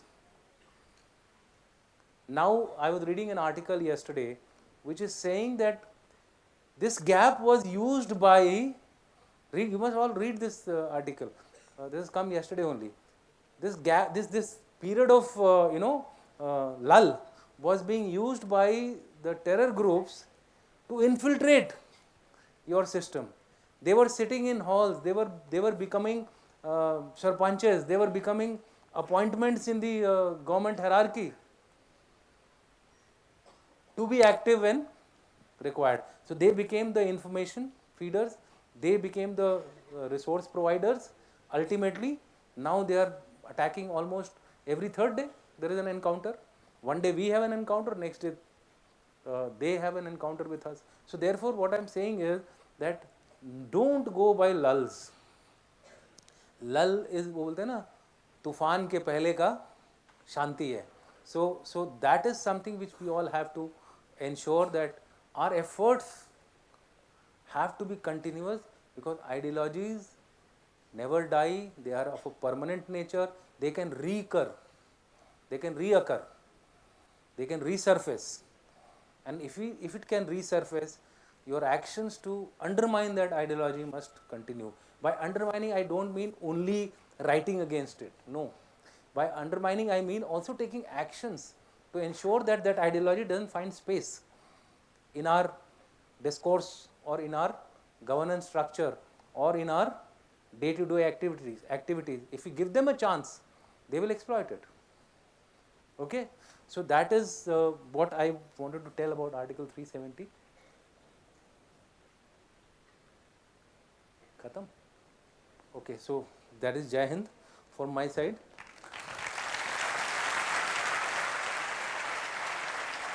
Thank you. Now the house is open for Q&A. I thought, why I left the last slide on, for one reason, that I have also made a quote.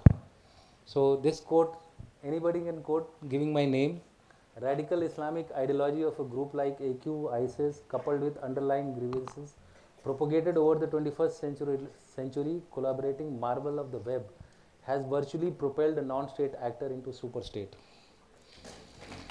Right? So this is something which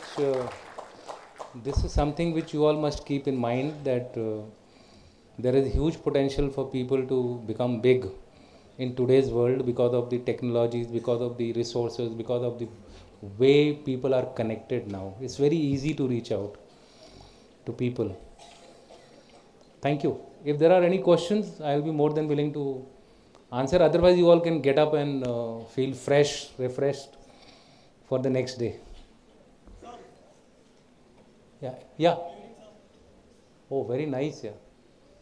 So my name is Ben. I just want to ask something. Sir, am I audible? Yeah.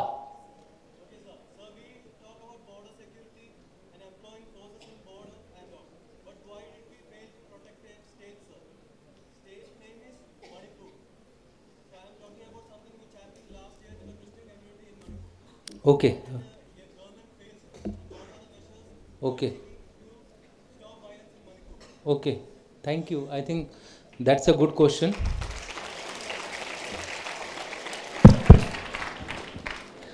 First of all, the state of Manipur question. You can sit down. Yeah. Manipur situation, when you see it from this place, may look very simple, black and white. The situation in Manipur is not that simple. Okay. What is the reality in Manipur? Manipur, there are three groups. Okay, Maithis, Kukis, and Nagas. Fine. Maithis are in generally Imphal area, that is the city, the capital of Manipur. It is called the football stadium of Manipur. It is the least area and maximum population. Maithis are supposed to be the ruling class. They have controlled Manipur not from now but from ages. Kukis generally have come from right and left from other regions and settled in the middle, that is the middle mountains. And the upper mountains are being controlled by Nagas. Okay. Earlier the problem was with the Nagas because Nagas wanted a greater Nagaland, which included the parts of Manipur also. So that is one dynamics. Fine. That is the reason why the Naga Accord, which was concluded in 2015, has not seen the light of the day. Because there were people, groups from other regions like Manipur, including what I just referred to, opposing this, because that would have infringed into their area. Whereas if you look at it from a Naga perspective, they are justified because they say that they have been there for ages. Okay, that is one dynamic. Second dynamics. Kukis and Nagas can buy land anywhere in the Manipur, but Maithis cannot. The third reason, Nagas and Kukis have been given tribal status. So the Maithis wanted that they should also be given tribal status. The reason they were not being given tribal status was because they were better, well off than the others. But as the population has grown, as the people have grown, their numbers residing in a very small area has increased. They have to extend themselves out. They have to spread themselves out. So therefore, they filed a case in High Court. The High Court gave a ruling in favor of Maithis saying that, okay, give them also a tribal status. So therefore, they would also be able to go and buy land elsewhere. Okay. Every problem has land behind it. The land is a major problem for all the issues. Now, this High Court decision was not the reason, that was the trigger. That was the trigger to start this internal differences which were brewing up for last many years. Okay. Now, this whole situation was further made problematic by people from across the border, which is Myanmar, Chins and Kachins, who were close to the Kukis, coming across to India. There were about 25,000 roughly, that's the figure which I have got, about 25,000 of them who came this side. The Afghanistan government came heavily on cultivation of opium. They in fact destroyed the entire opium of Afghanistan within 1.5 months. So the entire drug market of the world or of this particular region shifted from Golden Crescent to Golden Triangle.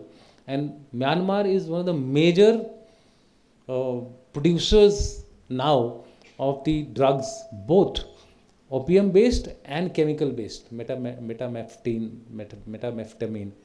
People have started returning to Myanmar, who had fled Myanmar, to produce these drugs and generate funds. Now, in all this, the cultivation also has, I believe, spread to our side. As a result, it's a cocktail mix of number of factors which led to this violence. And that is why I keep saying that it is very difficult to control people's violence. It's not easy. You put yourself as an Assam rifle boy trying to control this particular revolution which was taking place, or not revolution, protests which were taking place. You cannot shoot because they are own people. You try to control them, they shoot you. False narratives are built of some atrocities being conducted by Assam rifles. You will be surprised to note that Assam Rifle has done a wonderful job of controlling this entire complex situation in a manner that within 48 to 50 hours they were able to get the camps going. They were able to get people who had come from outside into Manipur into safe camps, and slowly they were sent back. They have also got hold of most of these people who had come from the across, that is 25,000 odd people. Out of that, almost they say that 80% have been sent back to Myanmar. But Myanmar is a very, very complex situation. Now they have started coming via Meghalaya. Sorry, not Meghalaya, Mizoram. So, with all these complexities, security forces find it very difficult, especially armed forces. You know, there are certain operating rules of the armed forces.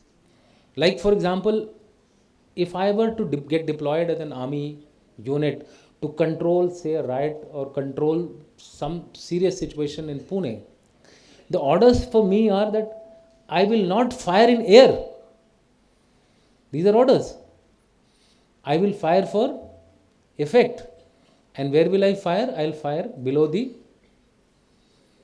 belt. That means he should not die.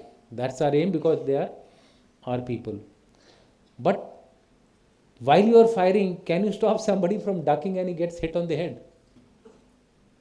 And moment there is one casualty in a public place, what happens thereafter? There is chaos, there is confusion. On a border, it's easy. Anybody on the other side, I'm going to kill him. I'm not going to think even twice. Civilian, no civilian, it doesn't make a difference to me. Because he's trying to come into my country on a border or on a defined line. And which is there as per rules, that if you try to infiltrate, my orders are that I'll kill you. I will not ask questions. Okay? It's your bad luck that you decided to infiltrate in the night across a border. But within the state, it's not an easy task. It's a very complex task. Despite all that, the security forces have done a tremendous job. Let me assure you, what you read in the papers, what you see here and there, that's not the total truth. The truth today is that if I were to put one agency which has done an extremely good job, and that has been Assam Rifles. And it's better that you all know about it. The Assam Rifle is led by the army. It may have people from the Central Police Armed Forces. Armed forces are very clear in their operating procedures. An odd incident here and there can take place. We are all human beings. Some things can go wrong. But in general, on a wider scale, Indian Army working ethos are absolutely principled. There are faults, there are some political issues which I would not like to comment on, because even I am not aware of it. Why some things are happening, some things are not happening. But overall, you will find that the situation has been actually brought down. Do you know Manipur has been closed for 1,000 days in the past? That time nobody read, nobody talked about it. Are you aware of Manorma Devi case? Please read the history also. Manipur is a very, very difficult state when it gets into flames. There are everyone to be faulted at. Not only in the case of Manorma Devi, there were some faults from the Assam Rifle as well. But what I'm trying to say is in general, the security forces have acted quite well. There are some security forces which may have possibly got swayed. That's why I said us versus them. If you are in a particular security organization and you belong to a particular clan or community, you may be hesitating to do certain things. So there are some very, very complex issues which you and me need to be sensitive about it. I think the best way is negotiations, talks. That is the route. The government is trying to do it. Whether it succeeds now or it succeeds after 1 year, 3 months, 4 months, that's a matter of public, how they cooperate with each other. In any case, public has this, you had an election conducted there, yeah? The election could be conducted there. People have shown their will, through the ballot. Those who had to win, they have won. If government had to manipulate, they could have done that also. Security forces, if the security forces had to manipulate, they could have manipulated that. But government of India doesn't believe in all these things. Let me assure all of you that India is one nation which has been rated as the best democracy. Friends, it is a recent survey which has been done, and India, from a perspective, I think it's a Pew survey which has been done. India has been rated one of the democracies in which 70% of its people believe in the democratic systems. So have hope. Manipur will be resolved.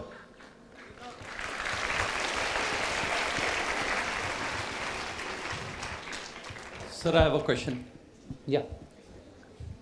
This side, sir. Sir, you talked about global terrorism and so many things with respect to the global scenario. Yeah. As we talk, about 50,000 Palestinians, civilians have been killed. So I want to know, how do we define it in terms of global terrorism? How do we correlate? Okay, you can sit down. Thank you very much. That's again one of the most burning questions which is going on about Palestinian case. Now again, Palestinian case, if you want, I would not like to refer it to as Palestinian case. Please define it much more narrowly. The whole issue is happening in Gaza, and in Gaza, the people who are controlling Gaza are from Hamas. I told you right in the beginning that if you have intent of changing through violence, that would fall under the category of terrorism. Period. That's the first point. So it is a terrorist act. Now the state can also conduct a terrorist act. Okay? It's not that only non-state actor has to conduct a terror act. Even states, there are states in Africa, there are states, number of places which have conducted terror activity, okay, to keep people under control. But what happens is that when you start doing an excess action more than what is required, at that point in time you lose sympathy. So that's what is happening to Israel. But should you say that the Hamas is also to be let scot-free? Can you justify in any manner the 6th October attack? Can you justify the fact that they continue to on some pretext or the other not move forward as far as the peace talks are concerned? Now of course they have come up in Egypt and they are now negotiating for a peaceful settlement, and now it's the Israelis who are not agreeing to their proposals. But somewhere it is a two-way fault. It's easy to start a war, but it's very difficult to stop a war, end a war. Both are caught in a, what do you call that, Hobson's choice. Israel cannot stop the war till it releases all the hostages, because it will lose face. The Hamas feels that if they release the hostages, then the Israelis will fully mount on them and finish them. So therefore, both are holding to their last raison d'etre to continue to fight.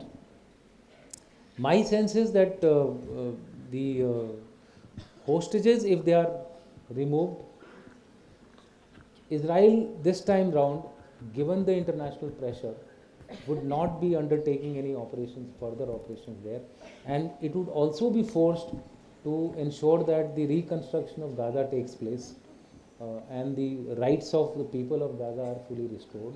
Within Israel, there has been a lot of opposition to Netanyahu and the way he has gone about this particular war. So there are differing voices inside, outside, but to say that whatever is happening to the people of Gaza is right, I would not agree to that also, because you cannot target civilians. That is something, you also become a terrorist. That is something which India has not supported, neither we will support it, neither you and me, anybody can support it. But let's see, I mean, let's face the fact. It's again been a very bad war. It's been a war in which both sides have indulged in atrocities. And everybody, and unfortunately, the people of Palestine are facing the consequences. All their leaders have fled away. All the leaders of Hamas are not in Gaza. They are either in Turkey or they are in Qatar. Yeah. Good evening, sir. Sir, before 2020, This will be the last question. Yeah. we had seen a lot of terrorist activities and terrorist attacks that have been taking place majorly in the Kashmir region of Jammu and Kashmir. Yeah. And now every other day we have been hearing for the past 6 or 8 months, every other week we hear a news of an encounter taking place majorly in the Jammu region of Jammu and Kashmir. Yeah. So can you please answer that why is there a sudden change in the target region and what could be the possible purpose behind that? Okay, good question. I had answered it in my talk briefly, but I commanded a division there in the Jammu region in 2014, 2014-15. When there was a change of government taking place, and there were attacks taking place almost every day, right? I myself was involved in 3-4 encounters in which we killed about 12 terrorists in the Jammu region, in Raspura area, which is proper Jammu, right? Kathua, Samba, Janglot, should I name them? So it's not a new phenomena. One thing. The first question is, it's not a new phenomena. It's not a change of target. It is reoccurrence of a target taking place because you are becoming very strong in the valley. So what I told you, the militants find the path of least resistance. So they started using Jammu, Rajouri, Pir Panjal, this region as area for rest, recoup and rejuvenation. Moment they got the strength, they started hitting them because people feel that okay, this part of the land is peaceful. People are not that guarded. Security procedures have become routine. Let's hit here. That's what happens. Okay. The level of security preparedness in Pune would be less than as compared to, let's say, the Vidhan Sabha of Mumbai. Okay. So it will be very easy for me to hit here. I am not interested whether you are, if I am a terrorist, I am not interested whether you are actually a kind of a perpetuator of terrorism or not. I am just interested in killing someone here so that the Vidhan Sabha people get the flake, and then they start, opposition starts going over them. Why have you done it? Security labs, etc., etc. This is the common tactics of all terrorist groups. That wherever you will find that the resistance is less, they will move to that area. So for them, state of J&K is J&K.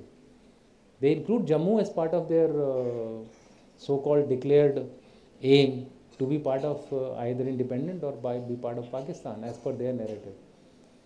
So Jammu is not different. Why Jammu? They went up to Pathankot.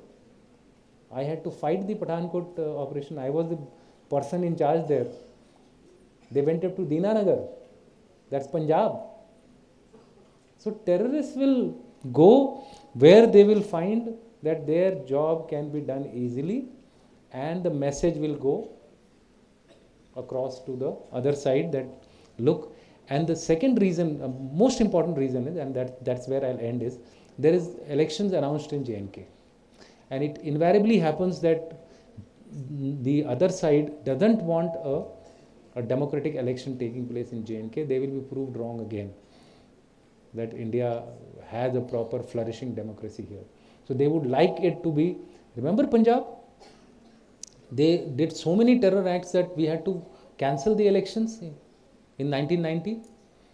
It was only after a year when situation was brought under control that we had to and then the chief minister was elected, who got killed later on by the terrorists. I'm forgetting his name. Swaran nahi. Khalsa sir, forgetting his name. Thank you. Okay, before I end, when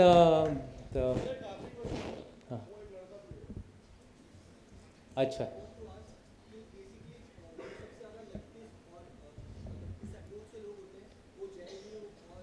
Hindi में बोल सकते हो, मैं हिंदी में जवाब दूंगा.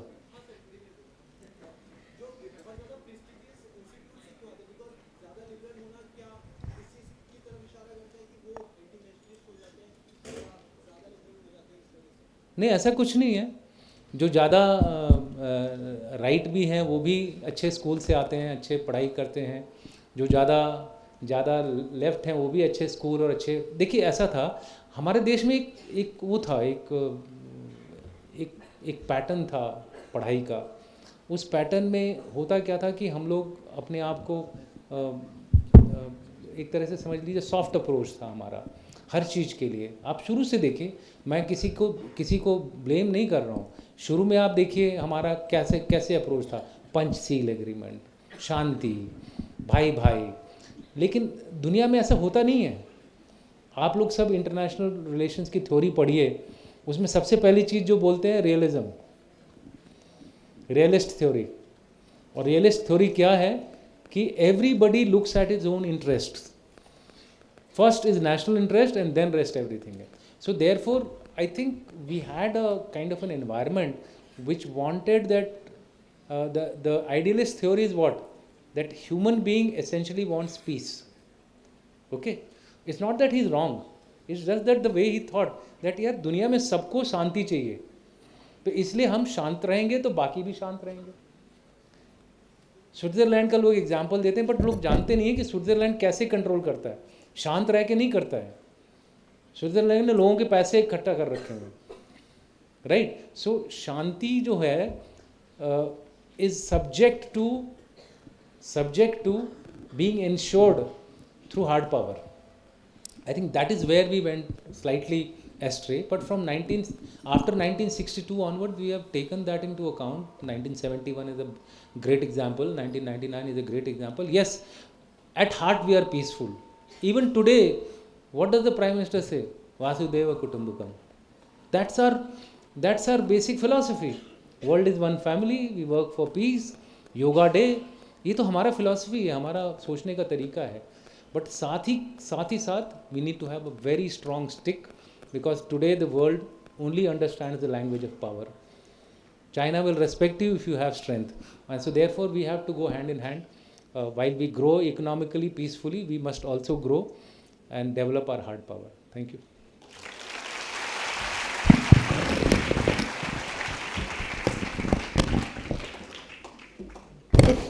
Incidentally, when the lady out there, or your student, okay, when she asked she was asking the question, Professor Bala said that this is the last question, and there was a huge clap. So was the clap for her asking the question or for saying that this was the last question?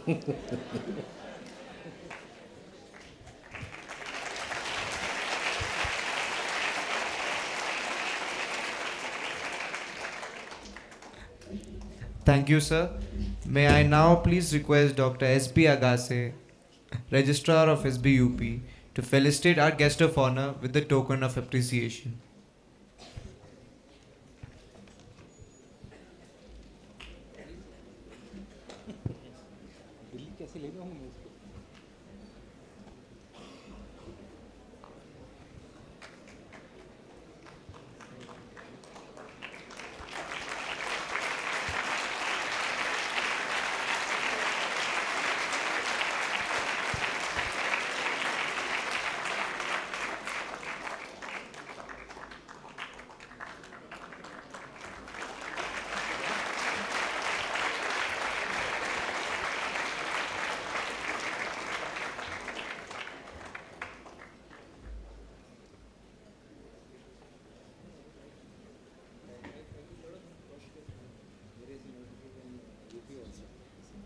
बच्चों से बात करने में अच्छा लगता है. May I now call upon our student manager, Ms. Lavisha Samnani, to put forward the vote of thanks.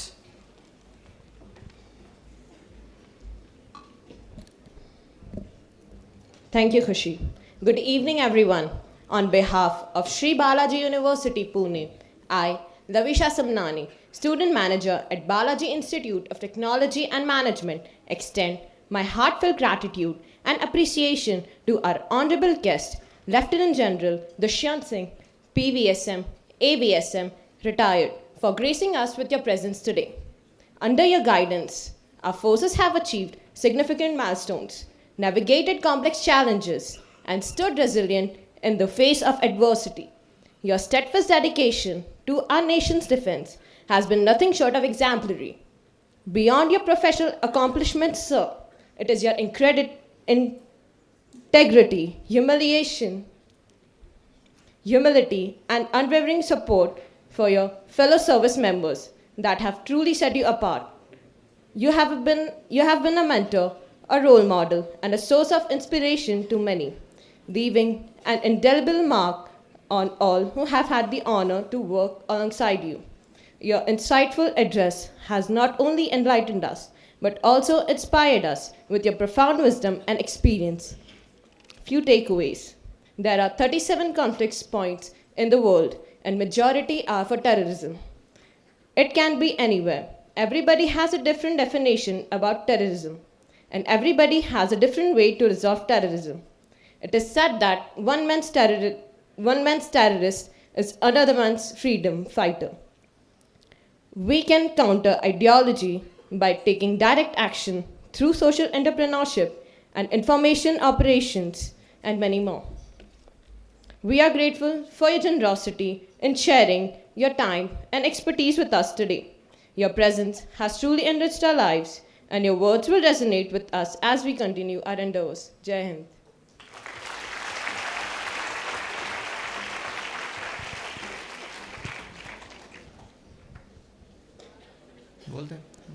Thank Thank you. you. Jai Jai Hind. Hind.